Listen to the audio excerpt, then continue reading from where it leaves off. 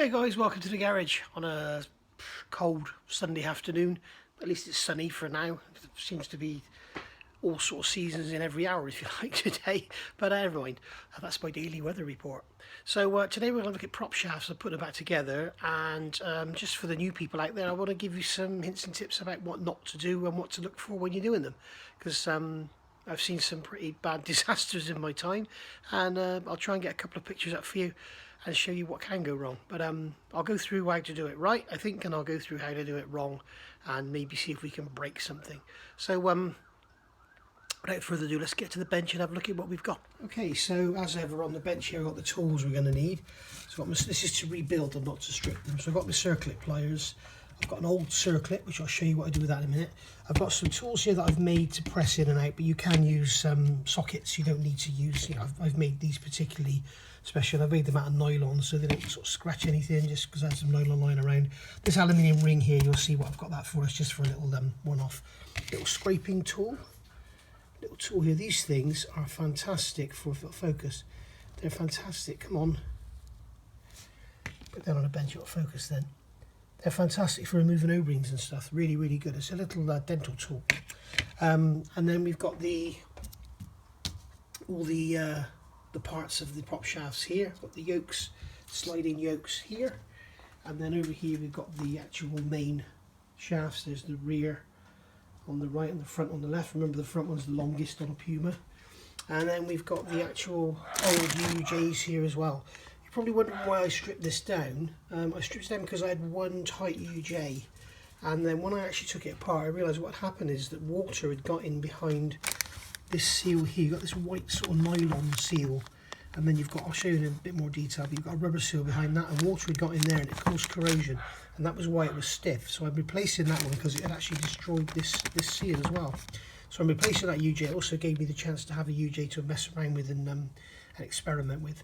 So they're bloody expensive, and I must say that these Puma prop shafts, they are like the Rolls-Royce of Land Rover prop shafts. I mean, you can see here the actual UJ itself. If I grab a rule, you can see the UJ itself is huge. It's about 92 mil long, and these bearings are like 30 mil. It's a big old piece and very, very strong. Plus you've also got these ball bearings in sleeves that go in the sliding joints rather than just having the metal to metal, sort of very coarse spline. But they're apparently very, very strong as well. So I've stripped all them out and got all the grease out and cleaned all everything.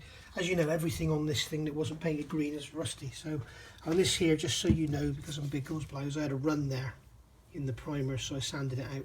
I'm going to give these a blast of paint again once they're built, just to seal everything in, because we've got all this bare metal here and then we've got bare metal showing here. So just what we do in the factory, I'll give them a blast over once they're built, and then seal everything in. So let's have a look at what we're going to do to prepare first of all and make sure that everything goes together right. Okay, so first things first, cleanliness, cleanliness, cleanliness. Okay, no burrs. Make sure you remove all the burring. Make sure you've removed any excess paint, make sure you've removed any rust, anything that's there that's going to cause any interference with it going back together. We need to get these spotless. They need to be treated like like you're building a gearbox or something, because you've got some very tight tolerances. Everything needs to be packed together nicely, but it all needs to fit. You shouldn't be having to force or hit anything. So first thing I'm going to do is make sure these grooves are clear.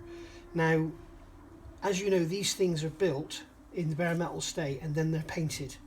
So when you've got a circlip in there, this is an old circlip, when you've got a circlip in there, then you've got a gap here where the paint will get. So you'll have paint in there, you'll also have corrosion and all sorts of crud and muck and everything in there, and you need to make sure these circlip grooves are perfectly clear, because otherwise when you try to put it together, the circlip won't go in because it's in the way, and that's when people start whacking things and squeezing it together too hard and damaging them. And it really should just press together and just clip in. So I've got this old circlip here, and what I've done is bent it over so you can see that it's actually all misshapen. Yeah. And then what I've done, I've filed the ends here, much like you do if you're doing piston ring gaps, and then put it in a pair of circlip pliers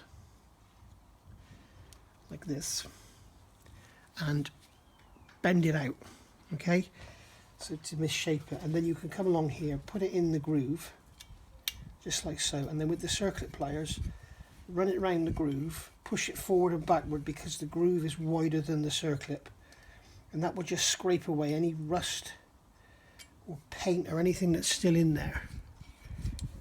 Just clean it out. Okay, and then you can take your circlip out, blow it out. One of them I got a load of crud out, so that was even after sandblasting and everything. So the other thing you need to do is make sure this is all cleaned out. These are I don't know if it's a poor design or what, but as you push them out, you can see that if you draw a vertical line here, you've got all this bearing here. So when you press the bearings out, they tend to tip up because they've got nothing supporting them here, so they tend to push away. So you've got to be careful of any burring you've got, and just get a diamond file in there and just smooth it all out.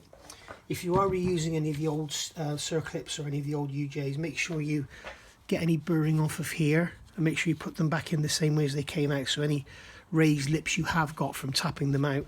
I didn't do a video about stripping them, I should have done, but if you look at Trailer Fitter's Toolbox, if you look over there, he's done one. Basically what I do is get a punch and punch them to move them, because they're kind of locked in with paint before you start. So that's the first thing, that's got them all cleared out. The other thing I've done, which again should be part of a dismantling video, is marking everything. As you can see on these two yokes here, this one has got, if I get it to focus, there it is, this one's got one spot, you can see it there just next to that paint mark, and this one has got two spots, you can see there just by my finger. So I know that this one goes with the shaft with one spot, and this one goes with the shaft with two spots. And on the shafts, I have filed a groove. Now this is covered in aluminium masking tape at the moment, but you can see under there's a groove. And what I've done is filed a groove, and then the groove will also line up with the spot on there, so that I can make sure I get this to go back as it was, because these are phased. You'll find that many prop shafts, hopefully you can see all this, let's move this out of the way. You'll find that many prop shafts are made so they go together like this, so they're 90 degrees, or even like this. But these are phased, they're sort of 45 degrees out, so you need to make sure you get them back together right. It's very unusual. I don't know if it's particular to the Puma or just particular to Land Rovers, but certainly on this one they are phased, so make sure they go back together properly. And then also you'll find on here I have got marks. You can see here there's two there, and there's four there. If I can get this bloody camera to focus, you can see there's 4 spots on that one, and there's 2 spots on that one. And then what I've done is mark the actual tops of the actual journals themselves. Then on the back of here, this will be a 3, you can see we've got 3 spots in there. Okay, and then I've made a note in my book which is which. So I've got front, rear, front, rear. So this will be number 3. This is probably rear, front. Okay, I'll check in my book in a minute. So I know that that's going to go with, say this is the rear with the 2 spots. 1 spot, sorry, is the rear, I believe. So let's just say that is right. So I know those will go together. Okay, and then to make sure I get it the right way round, what I've done is I've got that spot there, sorry, yeah, that spot there lines up with that spot there, so I've put a spot in here. I don't know if you can get that in the light, you can see there's a spot in there, and then that's going to line up with that spot on there. So now I know that I've got it back together right, and if we look at it, what we should see, yeah, this isn't the right one. So, but what we should see is 1, 2, 3, 4 as we go around. This isn't actually the right yoke to go with that one. Maybe it's right to go with that one. Yeah, it probably is. So you've got 1, then on here is 2, then on there is 3, and then on there is 4. Okay, so that's how I've done all that. So that makes sure that all goes back together. The UJs are going to go back in exactly the same, and everything's going to go back together exactly as it was. So let's get and start putting these things together. Now I'm probably going to use a press, although you can use a vise. Maybe I'll try and do one in the vise and show you how it goes, and then I'll do the rest in the press. Okay, so just continue with the identification. You can see I've written down here in the book 1 dot rear rear, 2 dots rear front, 3 dots front rear, 4 dots front front. Okay, so so if I've got the rear prop shaft here, so this is the shorter of the two, and we can see on this edge here that I've got one little mark filed on there. So that means that it goes with the yoke with the one spot in it, which is this one with the one spot. So that's going to go there. When it goes together, those two will line up. So we can move that yoke out of the way over there. And then I know that, what did we say rear front was? Where is it written? Rear front was 2 dots. So 2 dots should be this one here. So we've got 2 dots on there. Okay, so just to double check, if we line up the dot in there with the dot on here, we should end up with 1, 2, 3, 4, and we do. Okay, so that's that. So we know that that one goes with that one. So we can get that prop shaft out of the way there. So we know that we've got to assemble these two together, and we've got to align that dot in there with that dot in there. Job done. So let's get the UJ out and get it cleaned up. Okay, so I've got the UJ here. This is the old one all cleaned up, and in here I've stripped them all down, I've cleaned them all out, and I've re-greased them with the fantastic Gwyn Lewis grease that I talked about before. This stuff here, which is Morris Lubricants K48 Molly grease, and apparently it's awesome stuff. I can't put it in my grease gun because my grease gun's too big. I need to go and buy a smaller grease gun. The grease gun I've got is sort of 2-inch diameter, and that's like 1.5 inches or whatever, so I need to get a smaller grease gun.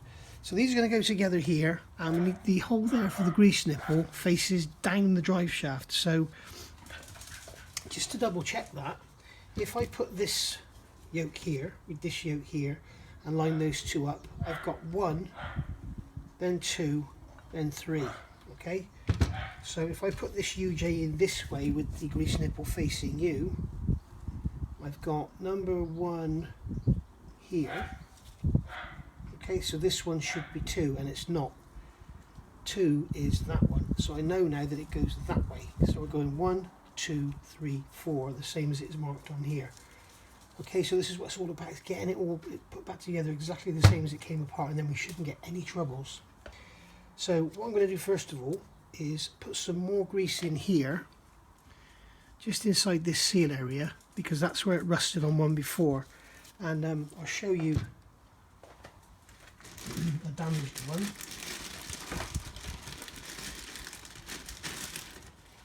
You can see here, this is the seal that got damaged, and you can see there's some corrosion in there. I've cleaned most of it up because I was going to try and salvage it, but ended up buying another one. The genuine Rover ones are very expensive. I managed to find one, a genuine Land Rover one on eBay for 25 quid, so I'm happy with that. But be careful, some of the pattern stuff, you're better off with a half worn out original than some of the pattern stuff.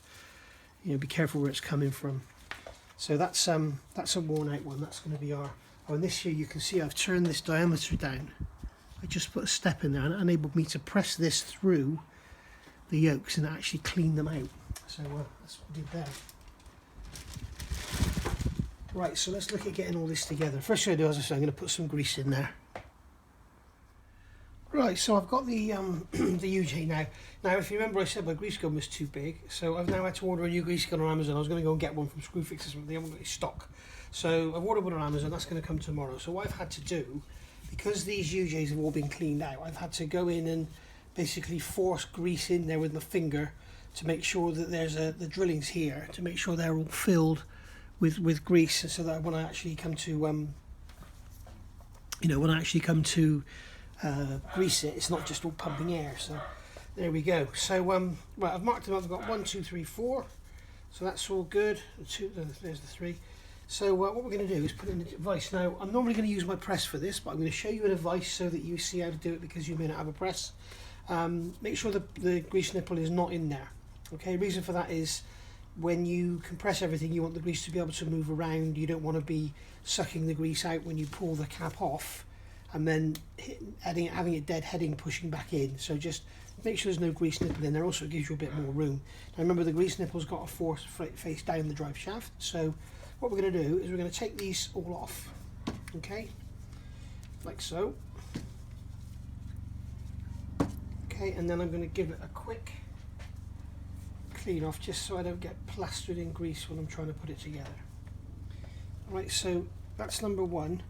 So number one is going to go in here where I've got the 1 dot.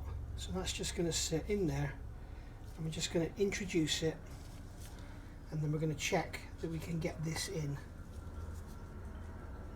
Sorry, that's the wrong way round. You see, now this is one of the problems. I've done this on purpose. This is one of the problems with the Puma shafts. You can't get the UJ in, so you need to actually pull the bearing out,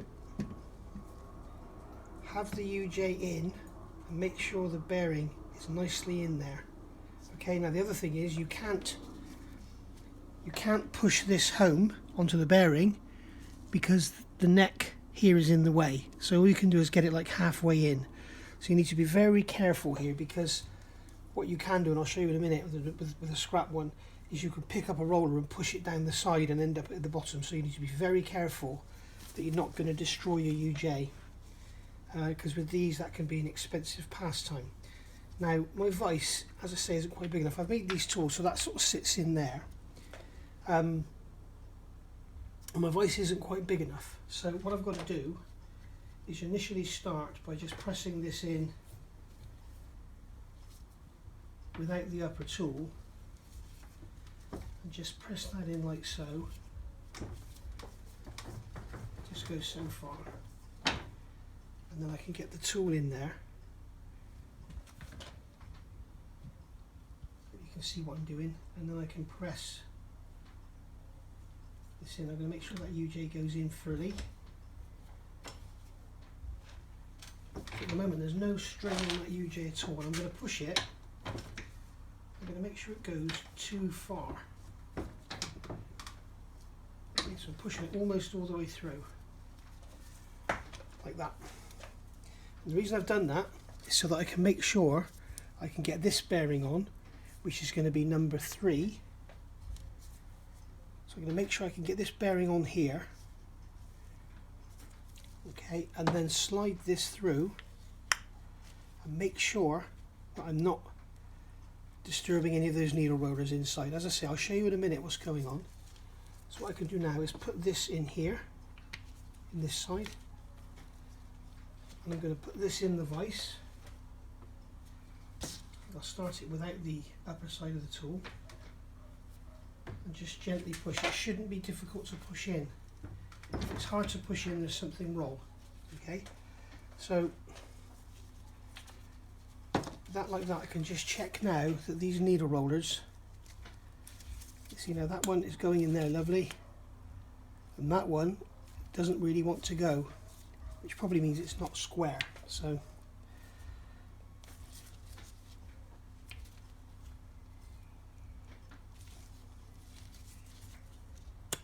just get that back in like that, and then get this squared up.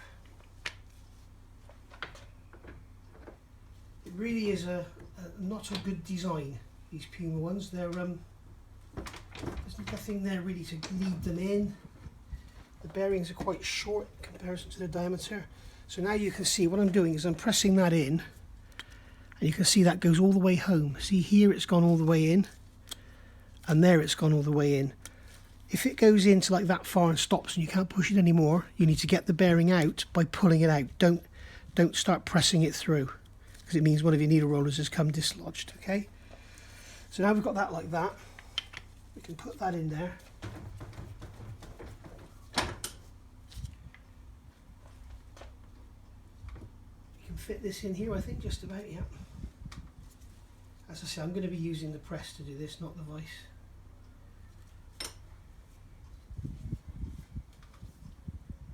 And then we can just press that through,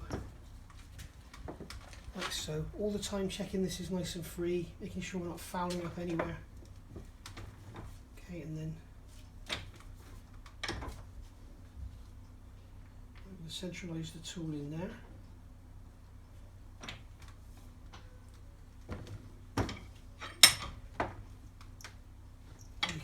pressing that both together like so.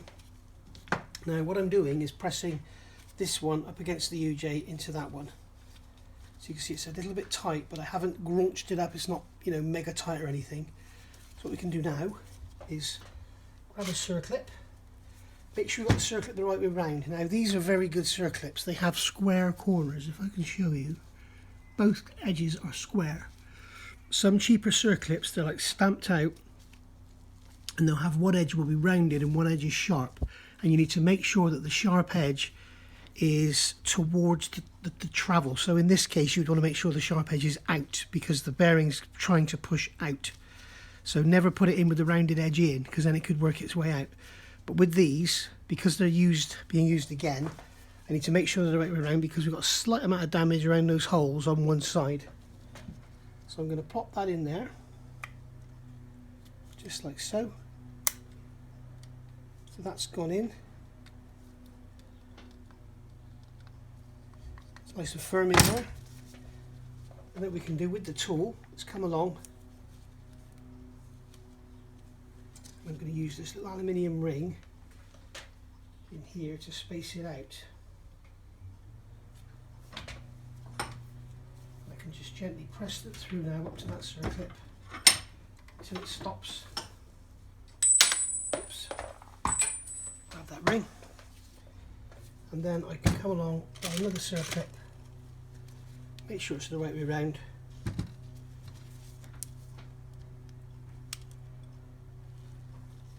And just pop that in. Just push it in. Just like so. Just give that a little push.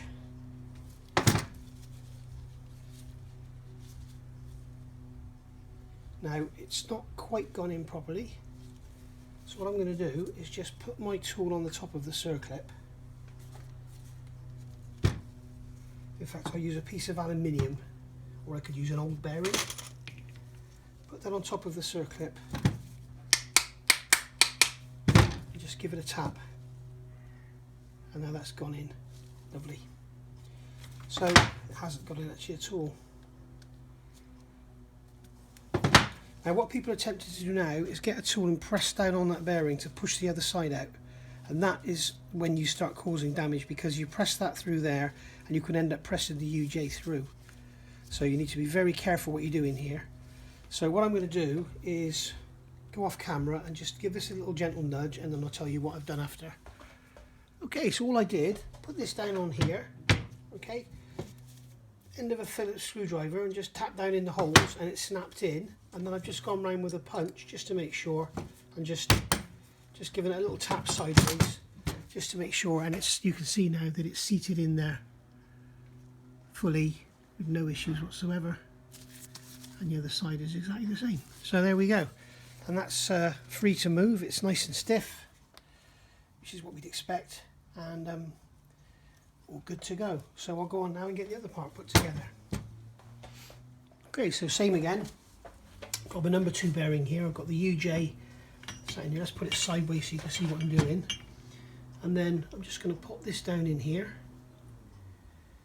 Try and get it sort of squarish, and then push the UJ up in there and make sure it's all sat nicely. And then I could probably just give it a little gentle tap just to get it started, so I know it's not going to fall out when I put it in the vise.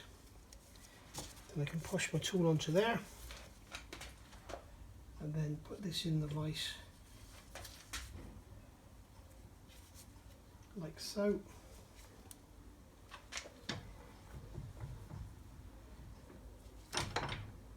Try and get it square this time. And just push that through. Make sure the UJ is nice and free in there. There we go. And now I can grab the tool, wind the vise right out.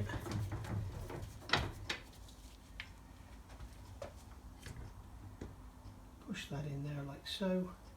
Hopefully you can see what I'm doing, guys.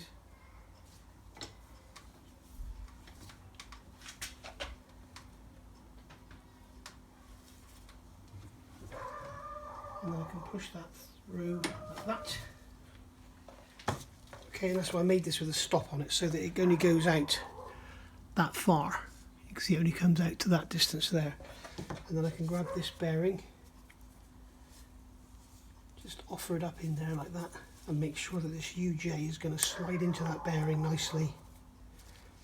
And then turn over, open the vise up. This is why I'd much rather do it with a press. Put that tool in there.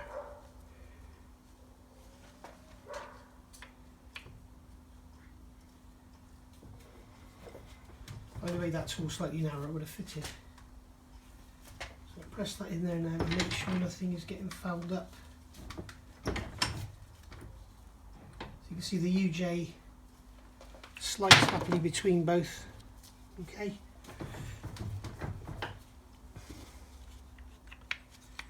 Put that in there.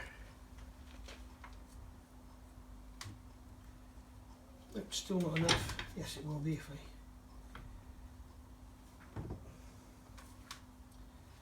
really don't like using vices to do this. So press that so it's almost going through. And then again check, make sure everything's nice and firm. And again make sure that these two seals are up against their stops and they're not being stopped from going in. Okay, like I say, I don't know if you can see this, but if it only goes that far so you can still see metal, you've got a problem. Okay, stop, press, get the bearing out. You don't want to be messing around with that.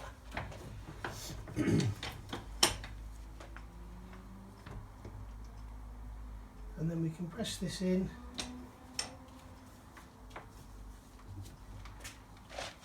Like so.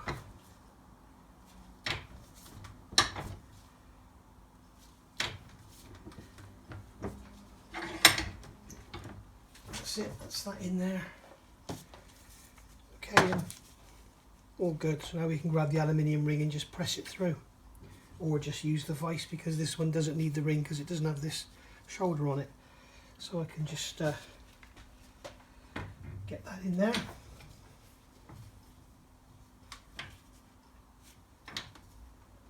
Press that through just so I can get a circlip in there. Yep. Get the circlip. Make sure it's the right way round.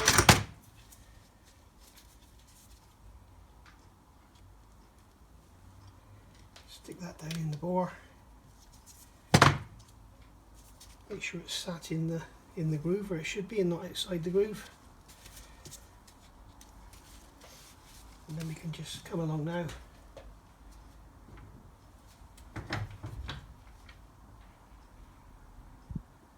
And press that one in so it goes up against the circlip. Like so. Now with this tool I've made a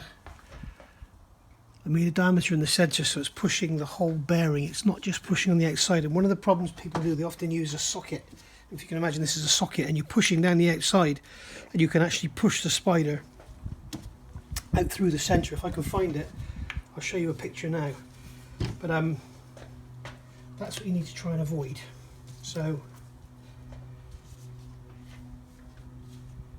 make sure this goes in the right way round.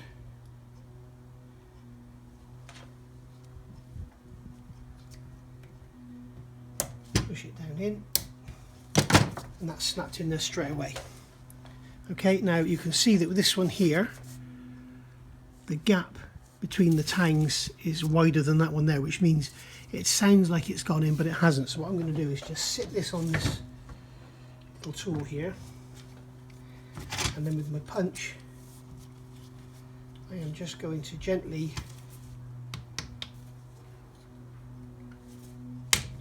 spin the circlip around in its groove, and that should help it to seat out. The other thing you can do is come into the bottom of the circlip. Okay. Basically guys, you should be tapping it is absolutely fine, giving it a gentle tap, you know, helping things seat, using a punch, whatever. This is all hard as nails in here, so don't worry about damaging any of it. And you can just make sure that everything's nice and smooth and easy to go like that. Job done. So there we go, that's that one done. Just remember guys, I did tell you I was going to show you some of the things you can do wrong. Basically, if you haven't seen one of these before, what this is, it's basically a pin. Okay, so you've got a pin here. Where am I? You've got a pin, and then in there you've got a load of, where are we? In there you've got a load of needle rollers, okay? Which you can probably hardly see because it's... Okay, you've got a ring of needle rollers. And the trouble is, if you get one dislodged, so I'm just going to pull one out slightly like that, okay? What can happen is, you try and put it together and it's all a bit tight. And then, as I said before, what you're seeing is, when you try and push it down, see how this one is up against the shoulder, there's no gap. This one won't go any further, so you think, well, I just whack it on, it ain't gonna go, and I'll beat the living daylights out of it. What's happened is the needle roller, there's one fell out, or two fell out, and there's that there, you can see it's sat across the bottom. So if you squeeze that into there, in the bottom of there, I grab a torch, excuse the dogs, if I grab a torch, in the bottom there you can see it's like a composite plastic material, and it will just squeeze in there and embed itself in, and probably not last very long. So basically you need to be very careful and make sure that you can fit these back together with hand pressure and no external force. If you have to force things, then you've gone too far. Okay, so that's what you're looking for. When you slide it on, you want it to slide on and then just pop in the last little bit, okay? If it doesn't do that, then you know you've got a bearing stuck in there. The other thing people do wrong is, you can see it's not so bad on these because they're different. With smaller UJs, this pin will be a smaller diameter, and you can see that the bearing is obviously a lot larger than the pin. So the problem is, people will come along with a socket, Mr. Unprepared as usual. They'll come along with a socket like so. Okay, this is a 21mm socket, and they press on there, and then when the circlip won't go in because you haven't cleaned the groove out properly, they beat the living daylights out of it under a press or something, and what you end up doing is forcing the pin up through the middle, because you can see this, that's just a thin section of steel there, and it is quite hard. So hard means brittle normally, so that's what you need to be very careful of doing, which is why I've said in the beginning of this video I was so adamant about having everything clean. You saw how I did that second one, how it just popped together, the clip just popped in, and that's what you're looking for. You don't want to be having to beat on anything. So there we go. Now I'll say goodbye this time, and it really will be goodbye, so I'll see you maybe tomorrow with another video. Bye for now.